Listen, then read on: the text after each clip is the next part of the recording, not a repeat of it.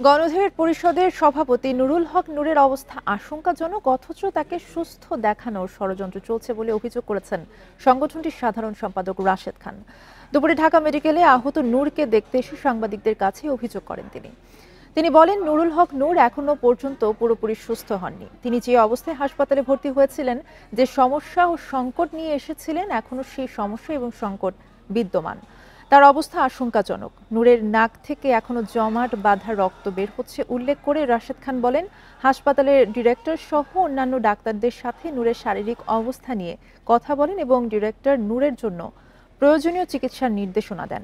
এছাড়া গণমাধ্যমে নুরুল হক নূরকে সুস্থ বলা হলেও তিনি আগের অবস্থার মতোই রয়েছেন বলেও জানান তিনি। নুরুল হক নূরকে সুস্থ দেখানোর একটি পরিকল্পনা চলছে। আমরা বলতে চাই, এইসব পরিকল্পনা করে কোনো কাজ হবে না। নুরুল হক নূরকে হত্যা চেষ্টার উদ্দেশ্যে যে হামলা করা হয়েছে, এই হামলার বিচার হতে হবে, জাতীয় পার্টিকে নিষিদ্ধ করতে হবে এবং যারা এই ঘটনায় সম্পৃক্ত অবশ্যই তাদেরকে বিচারের আওতা আনতে হবে।